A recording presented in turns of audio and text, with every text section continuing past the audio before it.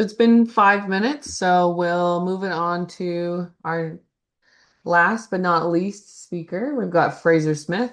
He's a registered professional forester and the director of FSmith Consulting Incorporated, specializing in applied sustainable forest management on private and public lands in Ontario.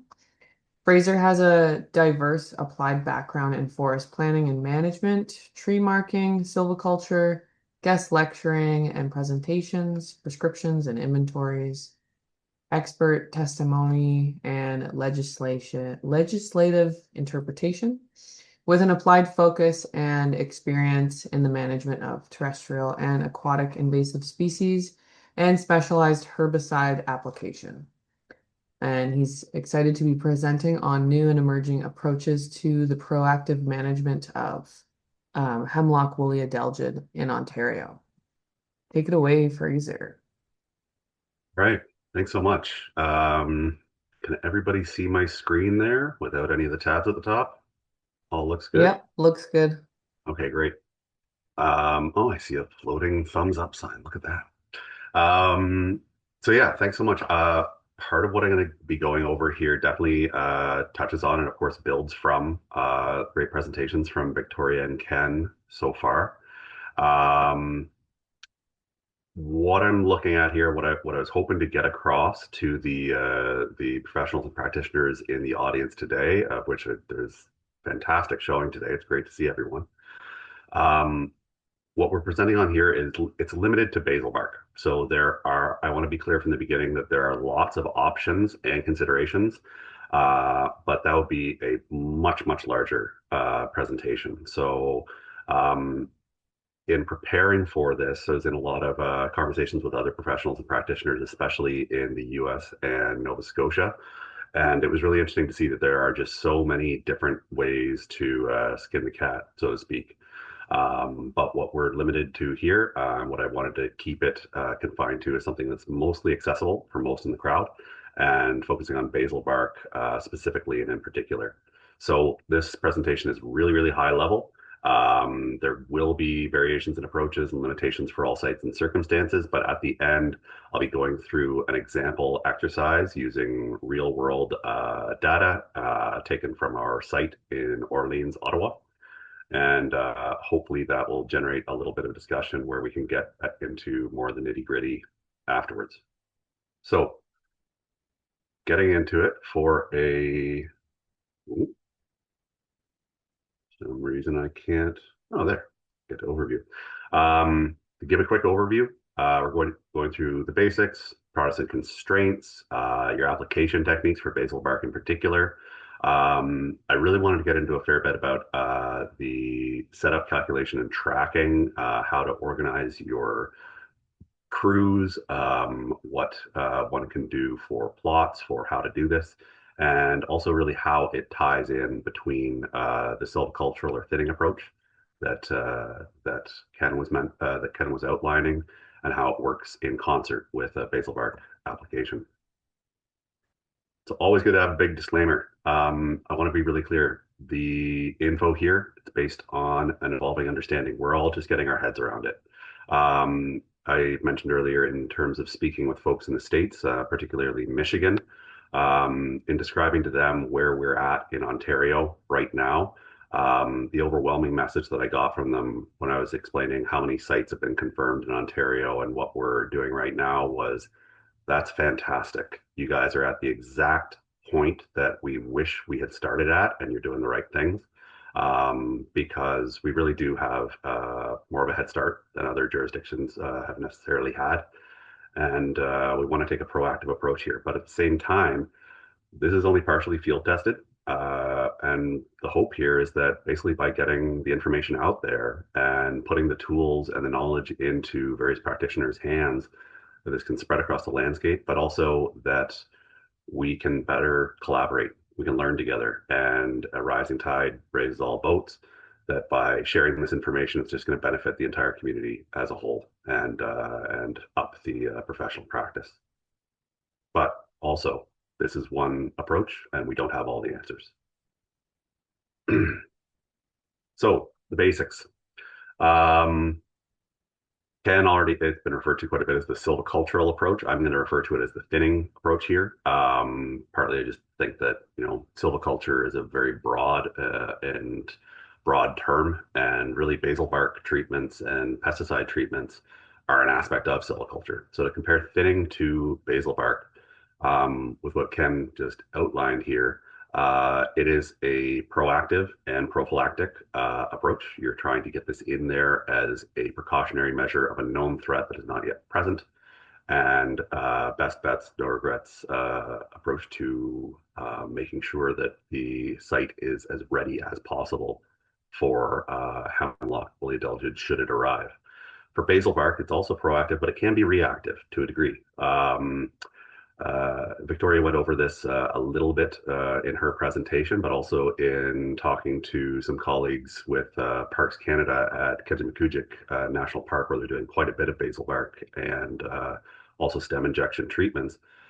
Um, they were pointing towards a decision key by the Medway Community Forest, which was basically outlining that if you have low density of, or if you have hemlock woolly adelgid present in the stand, but you still have greater than 65% canopy, and you have presence of new needle growth, which is a really good sign of vigor, then you should still be treating with pesticide to knock back that HWA population. For thinning, you're choosing your best contenders for retention, whereas with basal bark, you are still choosing those best contenders for retention, and the decision key for which trees in terms of live crown ratio and whatnot will be quite similar. But with the example that we're going to be going into it towards the end of this presentation, there's also the option if you want to do what I would refer to as a complete rather than a comprehensive treatment and pretty much treat all of the trees in that stand, should you desire to or have the budget to do so. For thinning, it's best applied in the larger areas of hemlock where its access is difficult for spraying, whereas with basal bark, best applied in the smaller areas of hemlock, it is more expensive, etc. But also where harvesting may be an issue, say for cultural reasons. Thinning is easily integrated into existing operations such as tree marking and harvesting, whereas basal bark is much more easily integrated into existing invasives management, like spraying. Most people on this call would be quite familiar with basal bark applications. So the big thing to highlight here, and that I want to underscore, is that these two approaches are fully complementary. It is an and or situation. Sometimes one might be better than the other, but they also work in concert. So we're all familiar with this map by now, showing the spread of hemlock woolly adelgid through. But in terms of other jurisdictions, I mentioned previously that I was speaking to colleagues um, in the U.S., particularly Michigan and New York. You can see the populations of hemlock woolly adelgid in those two provinces, but also note, little geography lesson here.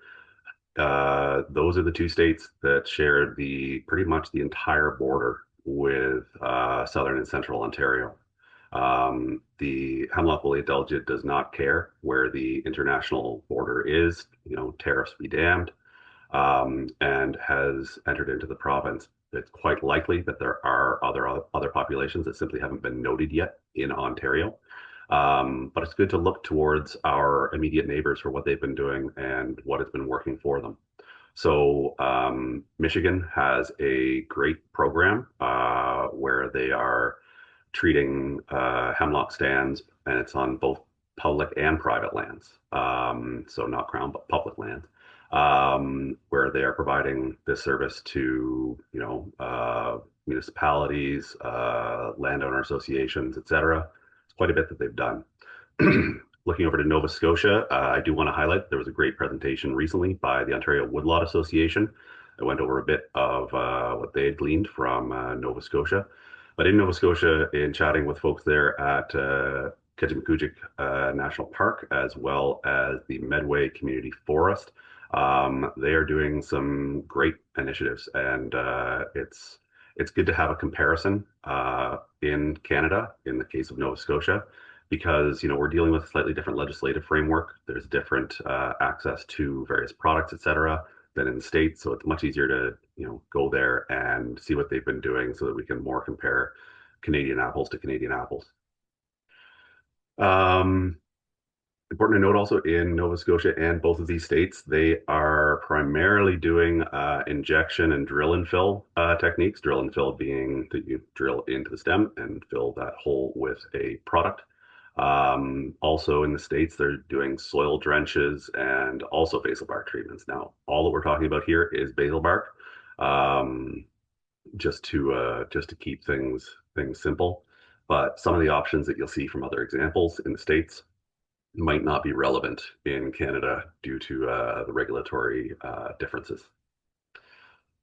Primarily, though, what is quite common across all of them is the use of products with the active ingredients dinoteffurin or dinoteffurin and imidacloprid. In the case of the States, the products that are mostly used with those active ingredients are Safari 20SG for dinoteffurin, which would be the closest thing to Starkle in Canada, and Bandit 2F for imidacloprid. Important to note, Safari 20SG is the product name. The product name for Starkle is Starkle 20SG. Same thing. Bandit 2F, the one in Canada, is Xytect 2F. So very, very similar formulations, but there are some critical differences. And Starkle and Xytect are the two basal bark products that can be used in Canada at present. But it's really interesting. In the States, it is a real push on it. It's through state agencies such as Michigan DNR, Department of Natural Resources. There are conservation districts, which my understanding is that they're somewhat similar or comparable to a conservation authority, but without the regulatory component. And SISMAs, which I completely forget the acronym for, but basically cooperatives of different groups and individuals that are focused around invasive species issues. So I really love this photo. This is taken directly as a screen grab from the Muskegon Conservation District. They are located in that area from the last map where you see the confirmed populations of hemlock woolly adelgid in the lower peninsula area of Michigan along the Lake Michigan shoreline. But here you see that road in the center.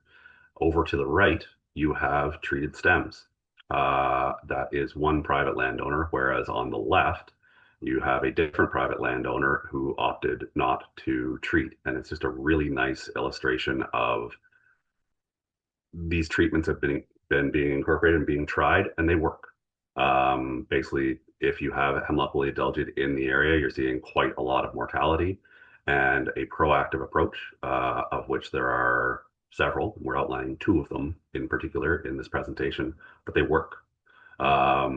This is in speaking to them, it seemed time and again that the approach is not necessarily one that people want to do, but the alternative, if steps are not taken for those high value hemlock stands, is far worse of a pill to swallow than the option of taking action and putting resources towards it. So getting a bit into the regulatory framework here, never an exciting topic, but a very important one. So in terms of use in Canada, legs and regs, i.e. legislation and regulation, at a national level, in terms of the regulatory framework, the PMRA, the Pest Management Regulatory Authority, is a arm of Health Canada, and they're responsible for pesticide regulation in Canada, which includes the registration, classification, labeling, etc. And in particular, also the provision for emergency use registrations, EUR. Both Starkle and Xytect are currently under an emergency use registration. Starkle's having been renewed last fall, I believe, good through November 2028, and Xytect until August 2027. In terms of the products themselves, just assuming that not everybody on the call today has direct experience with the use of pesticides in Canada. The label really is a critical document. So in Canada, the herbicide label, they'll often go into dozens of pages. But every container that you buy of that product has a label, and you need to keep it on you because it has all of the information that you need. The one here is the most recent one for Starkle 20SG. You will see at the top there, it says for emergency use only, i.e. it's under an emergency use registration. But this is really what you need. Most questions that you have to do with an individual product, just do a quick Google search for the current Canadian label. You'll probably find the information there. You've got your active ingredient concentration. You've got all of your information for possible health effects if you swallow it, what to do, but more importantly, what your mix ratios are, what type of equipment you can use to apply it, how much to use in what situations. It's a whole lot of the who, what, when, where, why, how. So the label really is a critical document, and it's a legal document. It needs to be followed when applying pesticides. In addition to that, when applying pesticides in Ontario, you need to be following the Pesticides Act and Regulation 6309. So a lot of what that deals with is the exact application, nuts and bolts. And under that, there are a few different classifications of certification and licensing. So, for example, licensed applicator. You might have a license. For myself, I have the forestry, aquatic vegetation, landscape, and industrial vegetation licenses. But even with having all those, we wouldn't be able to apply any pesticides on other people's land that we do not own for any form of remuneration without the commercial operator license, which needs to be renewed annually. So those are the two really critical pieces to have there. If one is applying products on land that they own, say in the case here, I know that there's folks on the call who are community forest managers, say they work for a conservation authority or municipality. If they are applying these products with just a license without the commercial operator certificate, that would be fine because they're applying it on lands as an agent for the owner of that land. But as soon as you start going off of those properties and start getting into a commercial operation, it's a commercial operator's license. A big thing that is just kind of an overarching consideration is the concept of IRM, or insect resistance management. So what this governs is basically the idea that you don't want to be educating the pest that you're trying to manage and building up resistance. There is a classification system you'll see up on the top right of the label there. Being a group 4 insecticide, you try to vary your different groups and whatnot on a somewhat regular basis in order to guard against resistance. But there are also a lot of principles to do with insect resistance management, which are going to factor in throughout. So to get into Starkle 20SG and Xytect 2F, think that Ken already went over it to a certain extent. You know, Starkle is a water-soluble granule, whereas Xytect is a liquid suspension. There are different application rates and whatnot for each one of those products. But the whole idea is that by combining the two, Starkle and Xytect, you get the benefit of the fast acting but shorter lived, one that goes to work quickly but only lasts for 2 to 3 years, overlapping with the slightly slower acting but much longer lived Xytect, so you have a comprehensive period of management that starts to go to work within weeks and lasting here, I think it has for 6 to 9 years. Really, it's more like 5 or 6 years. I should update, I believe that's updated, or sorry, 6 to 9 months, but for 4 to 6 years. There are reports of Xytect being active and working for 7 or even 8 years, but that hasn't been extensively studied. So best to assume that you've got 4 to 6 years of comprehensive control with Xytect, and especially when mixing with Starkle.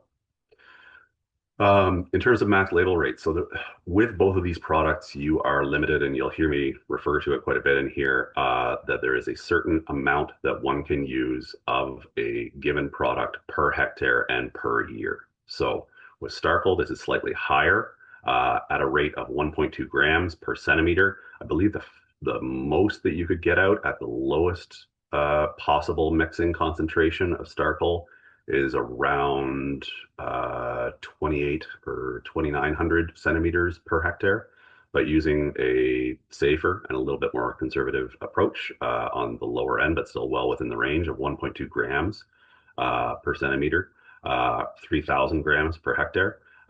You'd be looking at 2,500 centimeters per hectare. Whereas Xytect, max of 1.9 liters per hectare, which at the very, very lowest end of the concentration that can be used, the range for Xytect is 1.16 milliliters to 2 milliliters of product per centimeter. Um, Working with the max of 1.9 liters per hectare and at the lowest rate of 1.16 milliliters per centimeter, that'll give you a maximum of 1,637 centimeters, or just under the max of 1.9 liters per hectare. Um, just in terms of cost and only touching on product costs, Starkle is more expensive per hectare compared to Xytect, so that might be something to factor into your calculations and your considerations. But I really want to highlight here the distributors for them in Canada, being Belcom for Starkle and Rainbow Ecoscience for Xytect. They have fantastic staff. They're really, really knowledgeable. They can help you out with most all of your inquiries. They're familiar with the legislative and regulatory framework in Canada, and they're a great source of information to lean on. So, bit on basal bark treatments. Um, Victoria already had some great photos of some basal bark. These were just ones that I could pull recently. Um, you'll see here that I do have an example of soil drench up in the top left photo. As far as I know, that's not an option within Canada, but I did want to highlight that one there. That photo is taken directly from a extension material brochure from Michigan, and also a photo there of the basal bark application technique. The real Bible that I've used for all different basal bark applications, really starting with using it for as a herbicide treatment, Garlon for basal bark treatment of buckthorn and the like, is that guide in the top right. It sounds like it's very, very specific and not applicable to Canada because it is for herbicide and it is for managing vegetation. It says in Appalachian hardwood forests, but it's just a great guide. It's very, very well laid out, really, really approachable. It answers most all the questions that anybody ever asked me about basal bark application. I point them to this one. And in the case of doing an insecticide treatment through basal bark applications, pretty much all of it applies directly. So a benefit of basal bark is that, of course, you're targeting only the stem of what you're trying to target. You're putting the right product in the right place at the right time. You're not going through broadcast spraying. There's not a whole lot of non-target species effects, etc. Um, but there are some particularities to it. So it's a pretty well-established technique in Ontario. Most people are familiar with the use of basal bark for Garlon treatments on woody vegetation, and it's readily available in terms of equipment. Most people just need a backpack sprayer, but there's a little bit of a quirk when it comes to basal bark treatments for insecticides. But yeah, you don't need to be necessarily going and buying a super expensive Imajet injection system. I think I just checked them and they were running about 3,500 bucks last time I checked. And also with using basal bark for insecticide treatments against HWA, you're using a mixed product, and it's important to recognize that like you got to plan for this, and I'll go into it a bit more in the next slide. But you're looking at some pretty high water usage. A quick calculation that I did was that 5 liters of spray solution should treat approximately 2.1 to 2.8 meters of trees. This is for Starkle only. But if you're going to 2,500 centimeters per hectare at the rates that we're talking about here, which is on the lower side to try and maximize it, you're looking at roughly 50 liters of spray solution at a mid-range of concentration per hectare. So there are some further considerations in terms of crew setup, how exactly you're going to implement this, etc. Peter Williams earlier asked a question in the chat regarding going down to the root flare or not.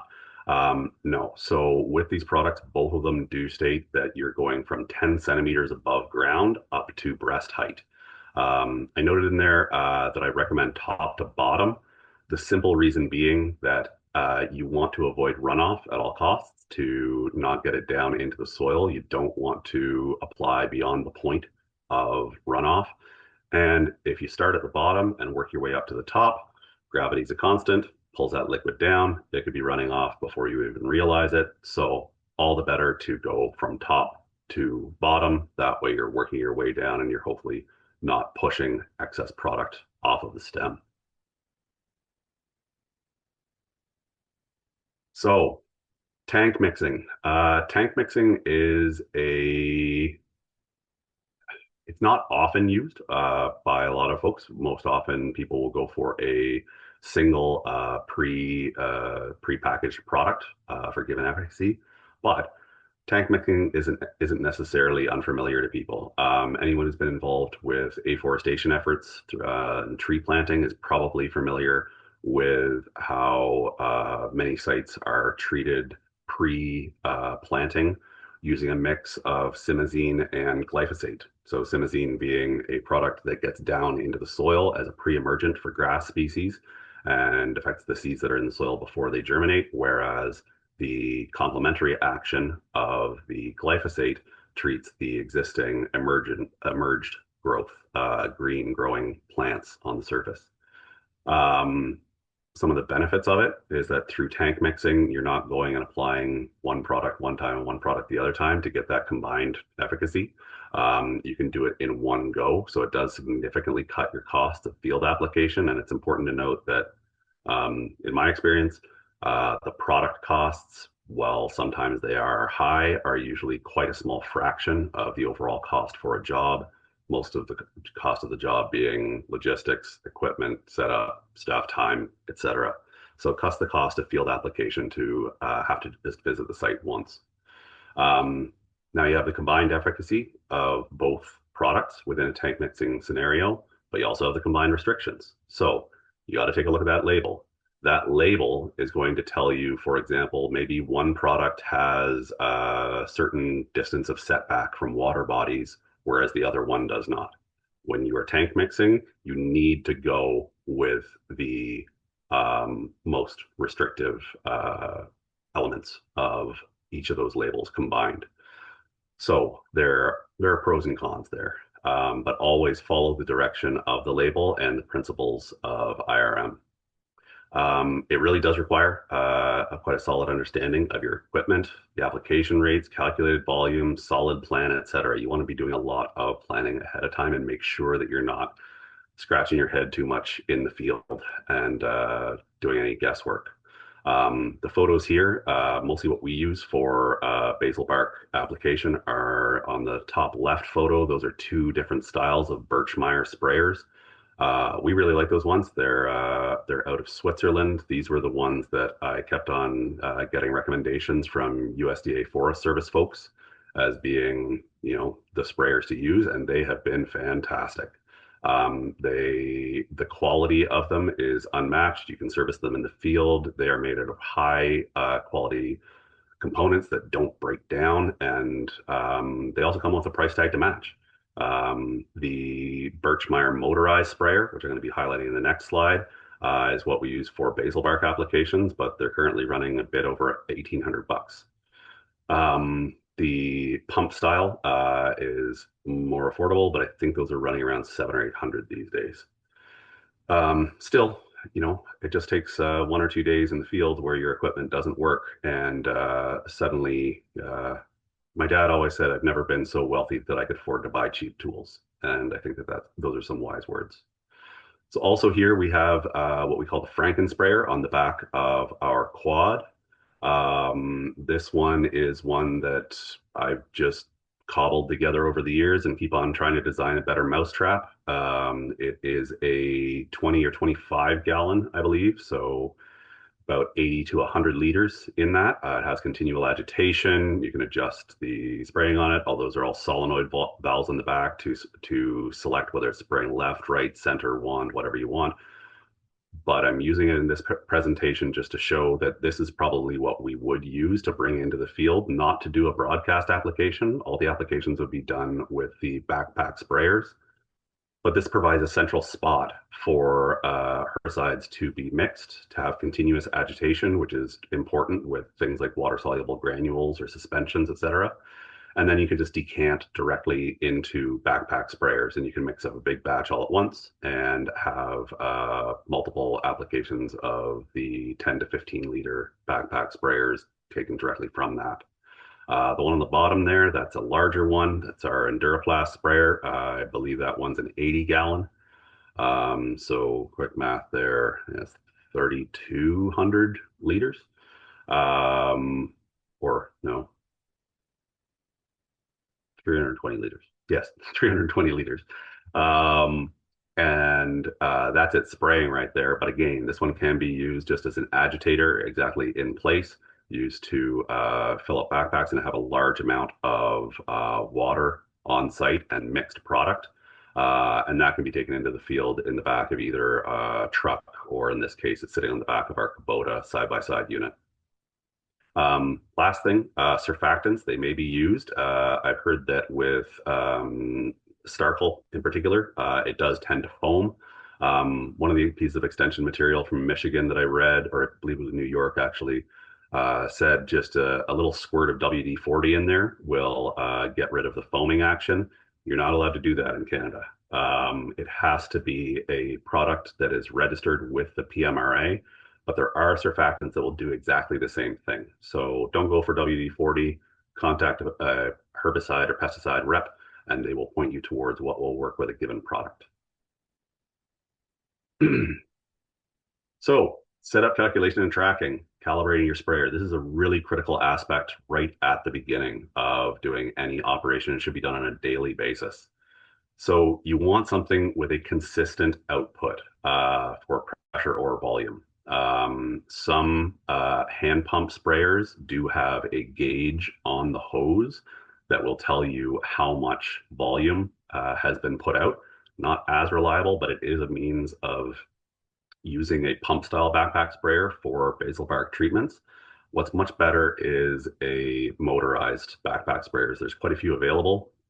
This one here is the Birchmeier IRS 15 for 15 liters, where it's simply a gauge on the side that you set to a given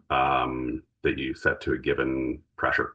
I believe it's up to, and what is it?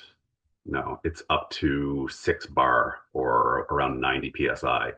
Generally for basal bark, you're going to be setting it quite low and basically just set it to one setting, leave it there for the day. These 18-volt lithium ion batteries will definitely last more than a day.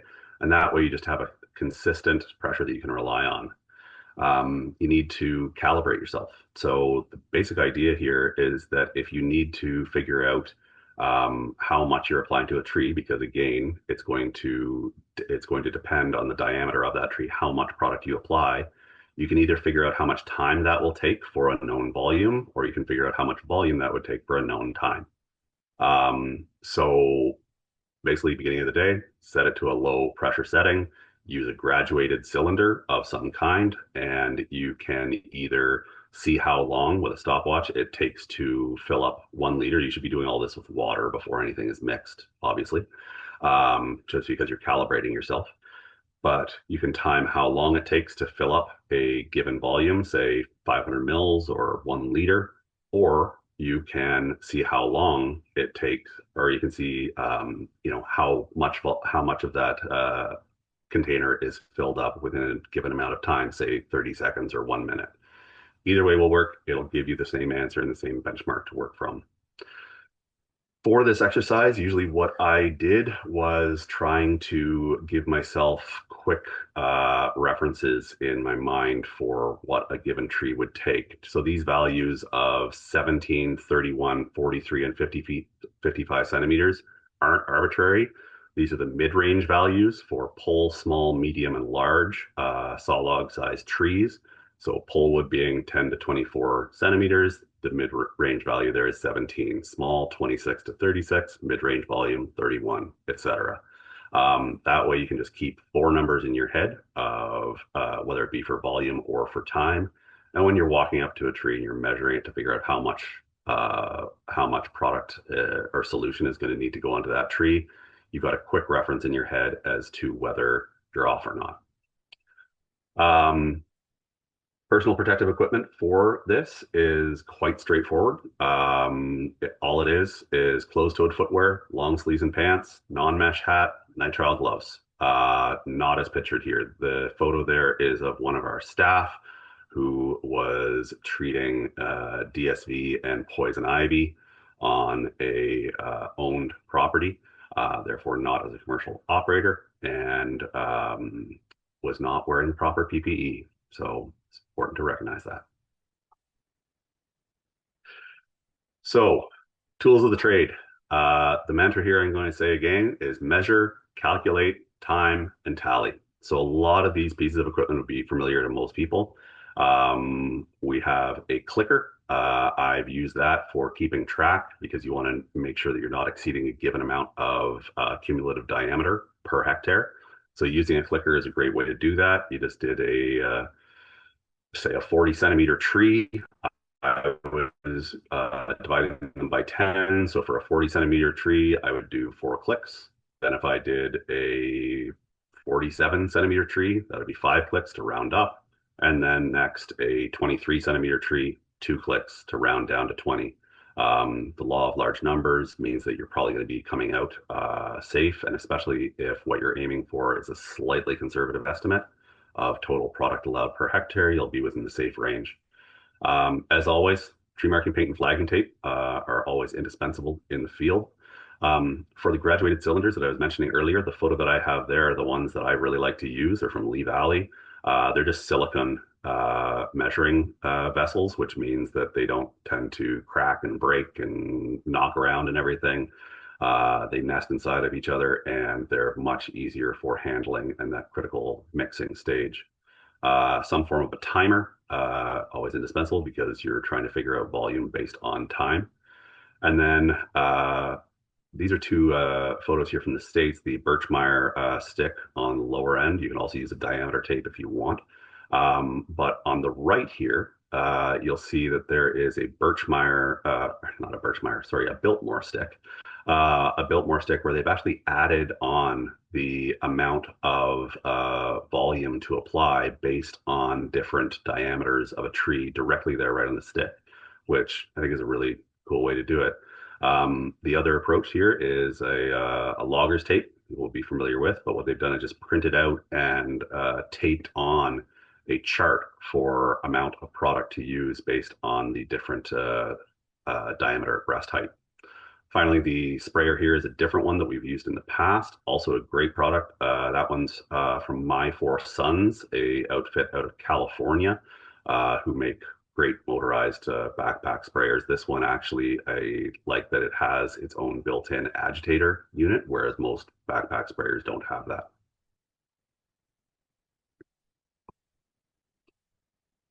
So, crew organization and plots. As with everything, it all depends. The photo on the right there is from the Medway Community Forest Cooperative in Nova Scotia. They have a hemlock conservation strike team. There, they're usually functioning with groups of 4 to 5. They are doing basal bark, but they're also doing stem injection. They're doing quite a few other things. There's differences between the US and Canada. Everybody that I talk to had a slightly different way of approaching it. What's important to consider are what are the steps involved, what are the specific treatments that you're going to be doing in a given day, and erring on the side of caution.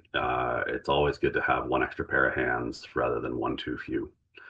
It's also important to note, are you doing comprehensive or complete coverage? Comprehensive, I would say, is basically treating those trees, those stems that are identified through the exercise that Ken was just speaking about. The really nice 70 like high live crown ratio, dominant to co-dominant position, etc. Or are you going for complete coverage, say in a park or public area or point of interest or something like that, where you're trying to treat all of the trees? The real take home there, though, is plan your work, work your plan, and update it as necessary. Also, just to give a quick idea here, in speaking to Kejimkujik National Park, they gave an example because I know that people are wondering how much can you do in a day, that they run an experienced two-person crew, and for a 4 hectare site that had decent access to it, they found that with that experienced two-person crew, that site for 2 people would take 1 day of marking, because they were marking it ahead of time, and then 2 days of treatment. So just to give an idea on efficiency of what other people have found. Again, consider that you're probably going to be doing using quite a bit of water, so keep that in mind. If your water source or mixing source is going to be a long way away, you're definitely going to need a runner or two because you're putting quite a lot of mixed product onto a given stem. Agitation is really required for these chemicals, including especially Starkle. So that's why we're talking about use of an ATV or a UTV truck, high volume sprayer, reliable source reservoir of good clean water.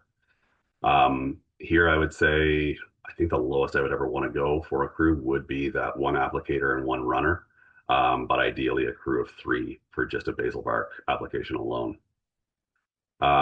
So going through this, I'm going to be talking about plots to calibrate yourself, and we're using the example again of the Orleans site. A nice photo there on the left of it when we visited in late spring of 2025. And an overview here of the plot layout. So the example exercise that I have here that I'd like to go through is based on the plot and the exercise that we did on the circle plot there, plot 7. In the workshop in the spring of 2025, Ken and I got out there the day before, late in the afternoon, and we applied this plot measurement and calibration technique, which we had never field tested. We were able to knock it off in about an hour and a half. So that was from bare bones and recording everything, figuring out our ratios, etc. So a little bit here of like, ounce of prevention is worth more than a pound of cure. Perform your plots, make sure that you're well calibrated, that you're not exceeding the maximum per hectare per year rates, and that it really takes the guesswork out of it. So for this stand, I do want to note that over here on the right, this is a real world site. That's exactly where that last photo was taken. The red square there, that's a 1/4 hectare. I just wanted to give an idea. This wouldn't be the treatment area necessarily, but it's just giving an idea of scale. The size of dots there are representative of pole, small, medium, and large, with green representing hemlock trees and the other colors representing other species within the stand.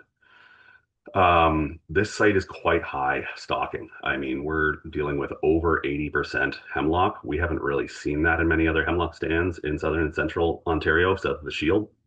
So it is quite exceptional, but this is a bit of an extreme example, and we want to show exactly how it can still be done even in those situations, even for a complete treatment. There are water courses in there, so you're going to want to make sure that you're obeying setbacks, etc. Yeah, this is a site that is loaded with hemlock, some quite large, and really the species that's leading it. But even in here, with such a demand for the application of basal bark, can still be done either with a complete treatment in 3 to 4 years, or for a comprehensive treatment in 1 year alone.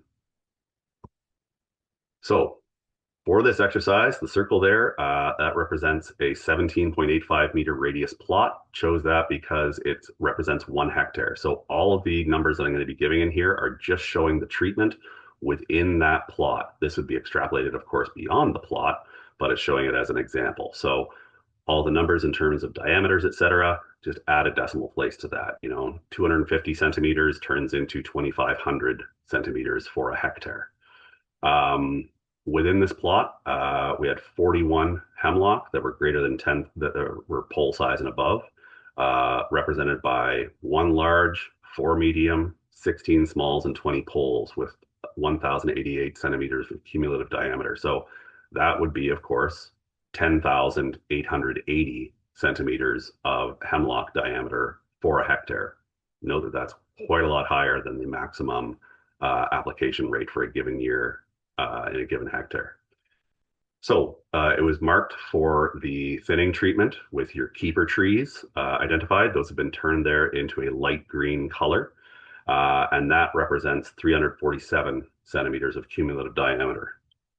Moving over to initial treatment, the consideration you want to have is that, well, we've got three there, two keeper trees and one non-selected polewood hemlock that are within 7 meters from a water body. Now, on the labels, 7 meter setback from a water body is required.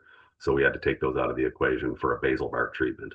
I'm not sure if they could have been treated with stem injection through Imajet and the like, but that'll be a question for later.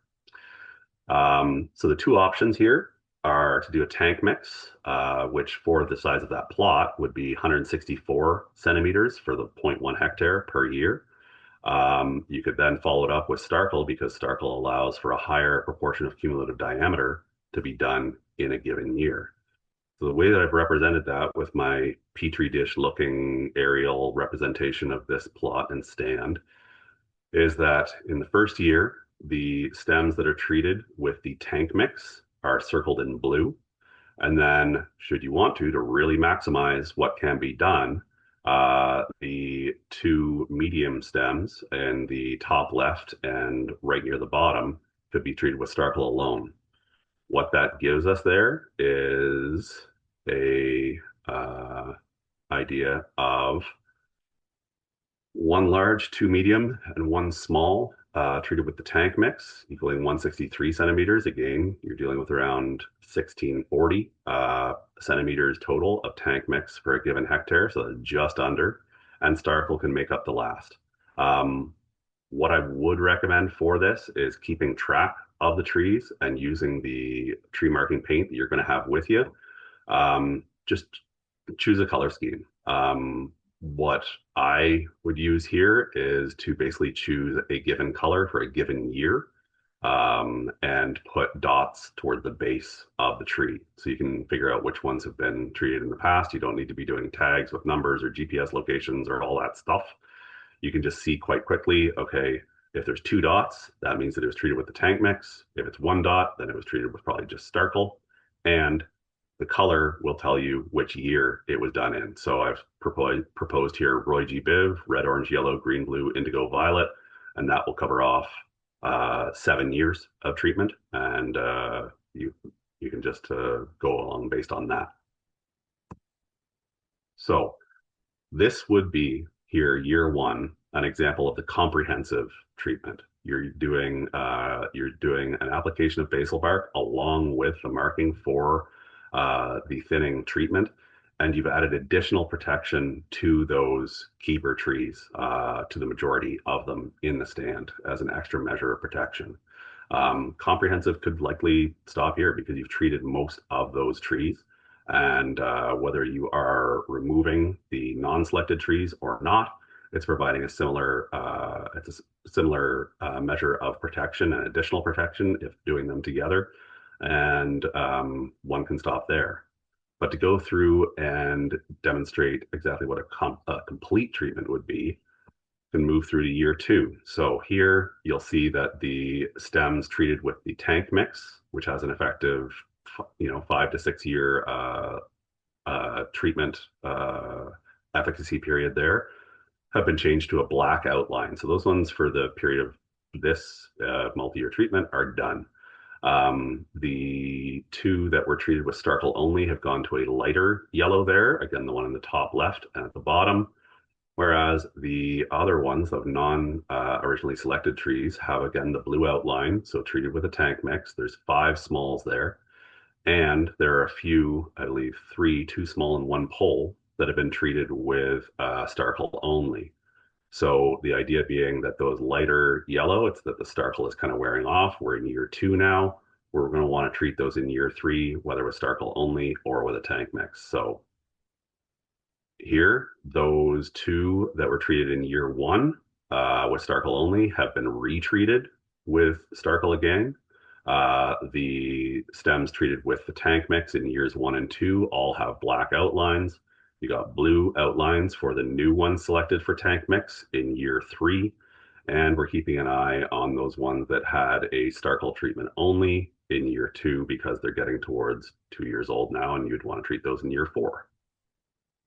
Into year four, if you look at it here, save for those ones that were in proximity to the water body, we're basically getting to the point where the whole stand has been treated. Again, this is 4 years of treatment. This would be for a high intensity application, but I just wanted to give it as a bit of an extreme example where we've stayed within the cumulative diameter thresholds for both tank mix and the extra for Starkle. We've pretty much treated all of we've definitely treated all of the hemlock in this stand in dominant to co-dominant to even slightly suppressed mid-story. And the only ones remaining are a handful of polewood. So within 4 years, we've done a very, very over the top, I would say, complete treatment to this already rather extreme high density, high basal area, high stem count hemlock stand. Following this, the 2 year old Starkle, you can go back and redo it, but at a certain point, you got to measure exactly what your resources are to do the operation and what your end goals are. So just to prove it, that Excel spreadsheet there, which you definitely can't read, but what that is the original plot data for all of the hemlock trees in that stand, equaling 1,088 centimeters of cumulative diameter for the plot, not for the hectare. The hectare would be 10 times that. And blue are those stems that have been treated with the tank mix for an effective 6 years or 5 to 6 years of protection. And yellow are the ones that have been treated with Starkle up to and including year four. You can see that this has basically treated everything. It has definitely treated everything above small saw log size class, as well as the majority of pole wood in the upper diameter ranges. There's several in the 10 to 17 to 20 centimeter or so size range that didn't receive a treatment. This assumes basal bark treatment only. So if you're coupling it with Imajet, which for example is what they were saying they did at Kejimkujik, then you can probably treat far more of this and in less interventions, less times to go and do the application. Lastly, most stands in Ontario are going to be much lower density than this. So you're not necessarily looking at 4 years, even if you want to do a complete treatment. It could be 2 or maybe 3. So that'll require less product and less time, but I wanted to give it as an example exercise. Uh, Quickly to go over and wrap this up with some take-home messages. The basics, again, basal bark is only one approach among many. There are many, many options. These are all different tools in the toolbox, and these are just tools in the toolbox for pesticide treatment alone. So also be considering thinning. These systems do work in harmony and are quite complementary. And so it can be used there with or without thinning. For products, always follow the label direction. You're going to be limited to the most restrictive constraint for each when you are tank mixing. Basal bark, as an application, targets the stem only. You want to avoid runoff. So again, it's from 10 centimeters above ground up to breast height, 1.34 meters. And I would recommend going from top to bottom to avoid that runoff phenomenon as much as possible.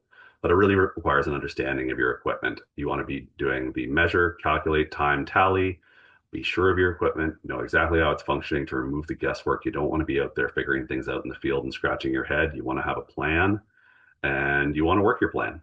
So a well-executed plot exercise is the best way to do that.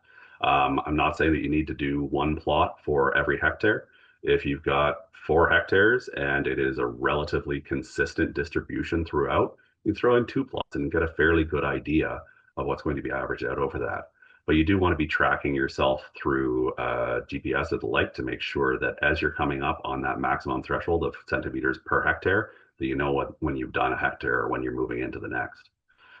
Crew organization, again, I'll repeat it again, plan your work, work your plan. And in terms of these techniques, remember, we're all learning. So part of the idea with these workshops for the virtual portion and looking forward next year to getting folks out in the field and talking about this more, we're all learning. So the more that we can collaborate, share lessons learned, and avoid everybody having to work in isolation, reinventing the wheel themselves, having to learn from their mistakes, etc., the better. Rising tide raises all ships. Um, I'll finish it off by saying a huge thanks to the Invasive Species Center. Their Invasive Species Action Fund funded this great project for the Regional Forest Health Network. And it's been a great collaboration between us at the company and the great folks, especially Jim McCready and Dan Cooper there at the Regional Forest Health Network. And we look forward to continuing it in the future. Um, if you have any questions, I'd be happy to take them now. But also, there's the contact info for the general inbox, and we welcome folks to reach out with any questions that they might have. Thanks so much.